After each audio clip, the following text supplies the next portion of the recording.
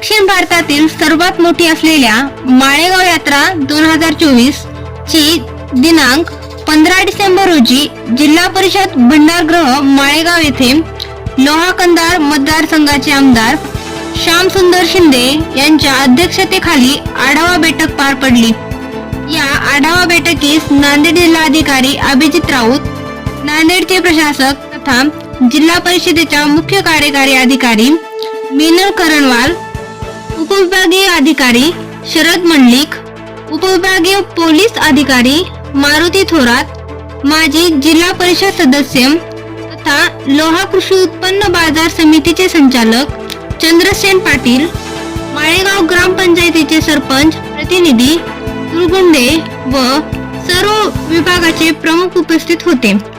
या बैठकीत माळेगाव यात्रेत येणाऱ्या भाविकांना व व्यापारी बांधवांना सुविधा पुरवण्यास प्रशासकाकडून योग्य त्या उपाययोजना आखल्या जातील व यात्रेकरूंना कोणत्याही समस्या उद्भवणार नाहीत याची पुरेपूर काळजी घेण्यात येईल असे आश्वासन सर्व विभागाच्या प्रमुखांकडून देण्यात आले। यावेळी नागरिकांनी केलेल्या सूचना व तक्रारी यावरही प्रशासन गांभीर्याने विचार करणार असल्याचे सीईओ मीनल करणवाल यांच्याकडून सांगण्यात आले।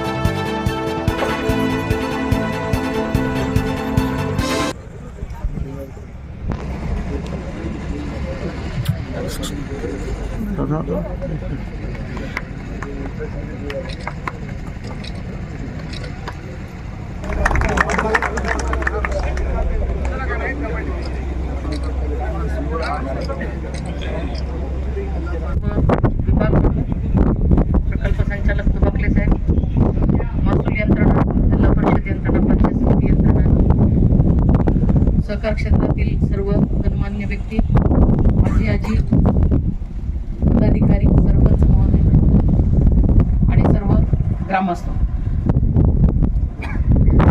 जसं आपल्याला दिलेलं आहे, या यात्रेचं वैशिष्ट्य म्हणजे या यात्रेमध्ये आजूबाजूच्या सर्व राज्यातून जे भाविक आहेत ते येतात। विशेषत्वाने इथे जे आमचे भटक्या जमातीचे बंधू बांधव आहेत आणि आपला जो समाज आहे तो सर्व समाज इथे त्यांची जात पंचायतीचे काय खर्च केला, काय देणार आहेत आमदार महोदयाला आढावा?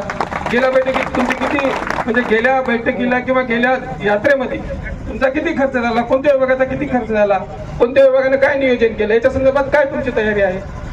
तुम्ही इतिवृत्त का ठेवलं नाही आजच्या बैठकीचं किंवा अजेंडा का ठेवला नाही? जर ठेवायचं तुम्हाला, जर बैठकच घ्यायची असे हाऊस असेल किंवा जिल्हा परिषदचा अपव्यय पैसाच खर्च करायचा असेल तर तुमच्या चेंबरमध्ये बैठक तुम्ही घेतली होती मागची, मग तुम्ही इथं का बैठक घेतली? काय खर्च झाला, काय नाही, त्याचे तुमच्या अधिकारी वर्गाने काय तुमचं सादर केलं की नाही, पूर्णत्वाला दिले की नाही, आणि तुमचं यावर्षीचं काय नियोजन या संदर्भात काय? की तुम्ही नुसतं सांगितलं की लावणी महोत्सव घेऊ, कला महोत्सव घेऊ, लावणी महोत्सवाचा उल्लेख सुद्धा आपल्या प्रस्ताविकामध्ये आला नाही। हे काय, त्याला सविस्तर द्या, योग्य मार्ग। तुमची तयारी नसेल, तुम्ही सेक्रेटरी, तुमची जबाबदारी आहे, पुढे जत्रा कशी होईल? तुम्ही सचिव आहे त्या यात्रेचे, आलं आणि भाषण केलं तर असं कसं होईल? बोला ना। आधी काय करा, तुम्ही तिथं आम्हाला इतिवृत्त द्या बैठकीचं, तुमचं गेल्या वर्षीचं सगळ्या अध्यक्ष महोदयांना द्या। तुमच्याकडे फाईल असून जमत नाही।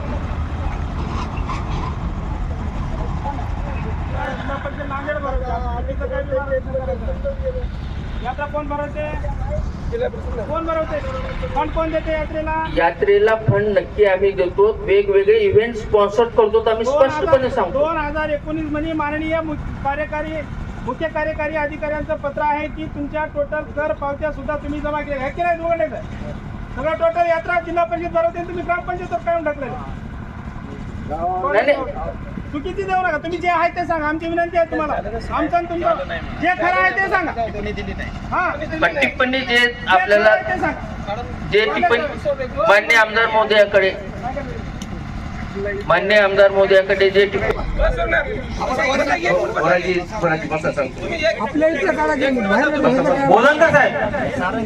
बोधनकर साहेब इकडे लक्ष द्या. अहो इकडे लक्ष द्या ना. इथं अमरावती जाऊन फाले तुम्हाला मागल्या वेळेस किती निधी मिळाला होता आणि आता किती निधी उपलब्ध झालाय ते पण सांगा. आणि मागाला जे निधी तुम्ही 16 लाख रुपये खर्च केला ते कशावर पण खर्च केला हे सांगा सविस्तर. कारण का मागल्या कालावधीमध्ये ज्यावेळेस आमदार साहेबांच्या हाताने त्याचं उद्घाटन होतं पशु प्रदर्शनाचं, तिथं कसल्याच प्रकारची पाण्याची सोय नव्हती, टेंडरची सोय नव्हती, तिथल्या मैदानाचं साफसफाई केलं नव्हतं आणि त्याच दिवशी 2 घोडे ते दगावले होते लाखो रुपयाचे. हा नंतर पण दगावले होते. पण 16 लाख रुपये तुम्ही कशावर खर्च केले हे आम्हाला अगोदर कळवा. तुम्ही 1.25 लाख रुपये जेवणावर खर्च करता, तुम्ही टेंडरसाठी 1.5 लाख रुपये 2 लाख रुपये खर्च करता, तुम्ही साफसफाईसाठी 2 लाख रुपये खर्च करता. कधी केलंय? घोड्याच्या सोयीसाठी या कलेक्टर साहेब, शिव मॅडम, या संदर्भामध्ये तक्रार पण झालेली आहे, त्याची चौकशी व्हावी ही सर्व गावकऱ्याची विनंती आहे या संदर्भामध्ये. कारण का असे जर तक्रारी होऊन जर त्याच्यावर कारवाई होत नसेल अधिकाऱ्यावर तर ह्या यात्रेला वेगळं स्वरूप मिळेल. त्याच्यामुळं त्याची शहानिशा, त्या तक्रारीची शहानिशा झाली पाहिजे. आम्ही ती माहिती अधिकाऱ्यामध्ये सगळी माहिती घेतलेली आहे आणि 16 लाख रुपये खर्च केलेला आहे, पण ऍक्च्युअली बक्षीस पण त्या लोकांपर्यंत पोहोचलेलं नाही. स्थानिकच्या लोकांनी आम्ही फोन करून त्यांना इथं स्थानिकचे असल्यामुळे त्यांना ते बक्षीस मिळवून दिले, पण बाहेरचे खेडेगावचे लोक तुमच्यापर्यंत पोहोचू शकत नाही. त्यामुळे महागल्ला पण निधी आणि आता पण निधी किती उपलब्ध झालाय त्या संदर्भात. आणि कलेक्टर साहेब आणि सीओ मॅडम यांच्यावर जी तक्रार आहे त्यांच्यावर रितसर कारवाई होईल एवढी विनंती आहे. नाहीये, आपण एकदा आधी सगळ्यांचं ऐकून घेऊ आणि सगळे प्रश्न नंतर एकदा शेवटी घेऊ. नाही तर काय होईल, जिल्हा परिषदची जनरल बॉडी किंवा अशा टाईपचं आपलं काही प्रोसिडिंग नसतं. प्रत्येकाचा प्रश्न असाच कुठेतरी विरून जाईल आणि पुन्हा काही होणार नाही. त्यामुळे एकदा सगळ्या अधिकाऱ्यांना आधी त्यांची बाजू सांगू द्या, तुमचे प्रश्न तुमच्याकडे ठेवा. आपण एकदा सगळ्यांचं सादरीकरण झाल्यावरती सगळ्यांना एकदा विचारू, त्यावेळेस एकच प्रश्न रिपीट होणार नाही याची फक्त आपण दक्षता घ्यावी. विनंती अशी आहे, ग्रामीण भाग आहे, याच्यातनं 50% लोक शिकले नाहीत, खेड्यातले लोक आता त्यांच्या मनामध्ये ज्यावेळेस प्रश्न निर्माण होईल त्या अधिकाऱ्यांना, त्या विभाग प्रमुखांना विचारू द्या अशी माझी विनंती आहे. विचारायचे आहे त्यांचं एकदा होऊन जाऊ द्या. 4-2 वर्षापासून 10 वर्षापासून म्हणत नाही आहे, शेकडो वर्षापासून गाढवाच्या, उंटाच्या, घोड्याच्या शर्यती होतात. शंकरपटासारखा कार्यक्रम होते, खेड्याचे टक्के होतात. काही कारणास्तव मागल्या काळामध्ये बंद होते आणि ते चालू होणार आहेत का? आणि प्रोसिडिंग दिसते का? कोणी जिल्हा परिषदेची मीटिंग चालू आहे तर थोडंसं नोंदी घ्या. हे मागले जुनेही आहेत आणि जे पशु बाहेरून येतात त्यांना आपण खावटी वाढून देणार आहेत का? त्यांची राहण्याची काय सोय करणार आहात? जनावरांची येण्याचं जाण्याचं त्यांचं भाडं देणार आहेत का? आपण आम्हाला उत्तर द्या.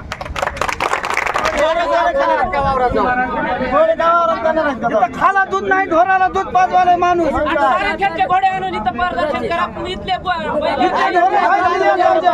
जिरवायचं ठरलंय. बोधनकर साहेब, हे रेसच्या जे विषय म्हणजे जिथून पाणी डिस्ट्रीब्यूट होणार आहे, लाईक आता तिथून जरी पाणी आलं तरी काहीतरी पाण्याच्या टाक्यांमध्ये चाललंय, पण त्या टाकीचं सुद्धा शुद्धीकरण म्हणजे तिथून शुद्धीकरण झालंय की नाही याचं OT टेस्ट करतात आणि संबंधित यंत्रणांना लगेच संध्याकाळी म्हणजे अवगत करतात की बाबा तिथे काही पाणी दूषित आहे किंवा नाही, आणि ते सोर्स तात्काळ बंद करण्यात येईल. त्याच्यामुळं पाणी शुद्धीकरणासाठी आमच्या टीम्स आहेत, दवाखाने आहेत, आमच्या ॲम्ब्युलन्सेस आहेत, त्याच्यामध्ये कुठे मोबाईल सेवा जी आपण पूर्वी होत होती, तर एक कापसे मॅडम ती नोंद घ्या रेसेसची, तुम्ही पण नोंद घ्या. जर होत असती तर आपण घेऊ त्याला पॉझिटिव्ह. मॅडम त्याचं ग्राउंड पण आहे आपल्याकडे, तर होईल ना नियोजन, त्याचं काय. याला निगडीत एक प्रश्न असा आहे, आपण सारंगखेड्याचा जाऊन अभ्यास करायला आम्ही चाललो, तसं आता सांगितलं सगळ्याच्या समोर. तुमचं पशु विभाग जे जाणार आहे किंवा शिव मॅडम तिकडून आलेले आहेत. सारंगखेड्याची यात्रा ही आपली यात्रा संपत आल्यावर तिकडून घोडे सोडत आहेत. आपल्या माळेगावच्या यात्रेमधला घोड्याचा व्यापार दक्षिण भारतातला सगळ्यात मोठा होता, पण सारंगखेड्याच्या यात्रेमध्ये तिथल्या जिल्हाधिकाऱ्यांनी म्हणा किंवा तिथल्या यात्रेकरू त्याचे नियोजन करणारे आहेत, त्यांनी एक रिंगण मारलेलं आहे. त्या रिंगणमध्ये घोडे घेतात आणि ते घोडं आपली माळेगावची यात्रा संपल्याशिवाय सोडत नाहीत. म्हणून पुन्हा ती यात्रा संपल्यावर आपल्या इथं घोडे येतात आणि तुमचं सगळं नियोजन संपलेलं राहते आणि त्याच्यानंतर घोडे येऊन इथं तुमचं कोणती ट्रीटमेंट भेटणार, मोबाईल भेटणार. आपण तिथे मी नाही जाते, नाही जे कोणी जात आहे जे काही नाही जाते ते यात्रा बघायला जात नाही. आपण यावेळेस मोबाईल व्हॅन बी ठेवणार आहोत आणि बोधनकर साहेब, एक मिनिट. सारंगखेड्याचा विषय तर यांनी काढायचा जे कारण होता तो फक्त नियोजनाचा होता की तिथे काहीतरी आयडियाज मिळेल जर, पण आता नाही शक्य आहे. इथे वेगळं चाललंय आणि मोठी चालली असं तुम्ही म्हणाले, दक्षिण भारताची सर्वात मोठी आहे. तर आपण ज्या पद्धतीने इथे ती यात्रा नियोजित झालेली आहे आजपर्यंत त्याच्यानेच आयडिया घेऊ जर तसं करायचं. मॅडमने सांगितलं आपण सकारात्मक आहे. आपण शासनाकडनं काय ते अटी शर्ती लावून हे करण्याचा पूर्ण प्रयत्न करतो.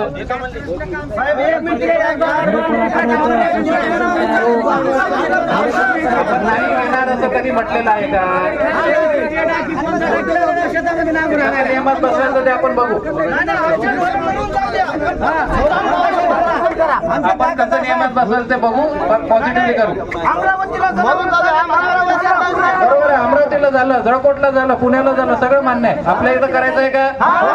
त्या हिशोबाने नियोजन करायसाठी तुम्ही सहकार्य करणार का? ठीक आहे, आपण तसं नियोजन करू.